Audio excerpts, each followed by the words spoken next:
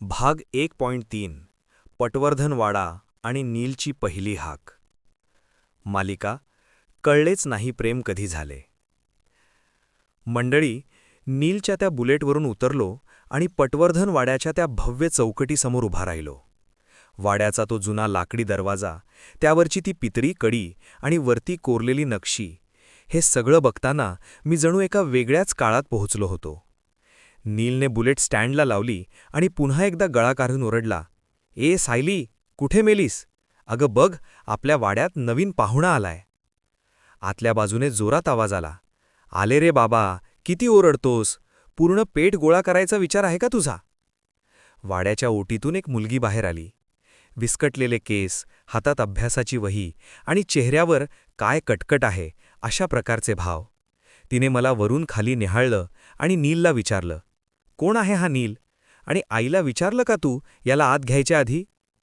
नील हसून म्हणाला, "अगं हा वेदांत, आपला नवा शेजारी.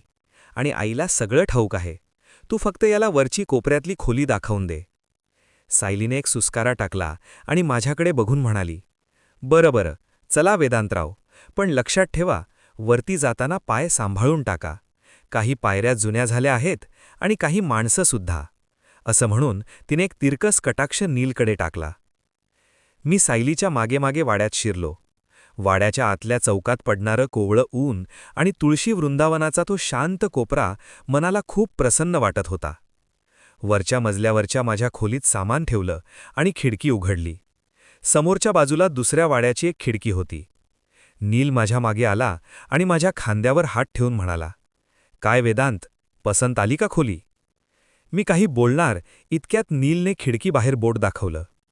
"वेदांत, तो समोरचा जो खिडकीचा पडदा आहे ना, तो कधीच बाजूला होतो. आणि जेव्हा तो होतो तेव्हा काळजाचा ठोका चुकलाच म्हणून समज." नीलचं वाक्य संपत नाही तोच समोरच्या खिडकीचा तो निळा पडदा हळूच बाजूला झाला. तिथे तीच उभी होती. मघाशी खिडकीतून चोरून पाहणारे ते 2 गूढ डोळे आता स्पष्ट दिसत होते. तिने हातात मोगऱ्याचा गजरा घेतला होता आणि ती तो माळण्यात मग्न होती. अचानक तिचं लक्ष आमच्या खिडकीकडे गेलं. तिची आणि माझी नजरानजर झाली.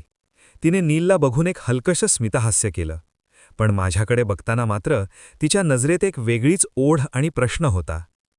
नीलने तिला हात केला आणि ओरडून विचारलं, "काय अन्वया, कॉलेजला नाही गेलीस का आज?"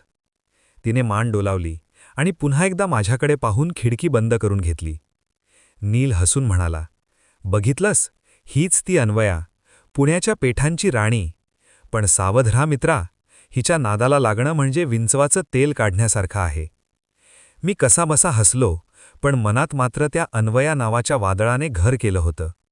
वाड्याचा तो शांत कोपरा, नीलची ती धमाकेदार मैत्री आणि अन्वयाची ती गूढ नजर, पुण्यातल्या माझ्या पहिल्याच दिवशी मला जाणीव झाली की ही दुनियादारी मला खूप काही शिकवणार आहे.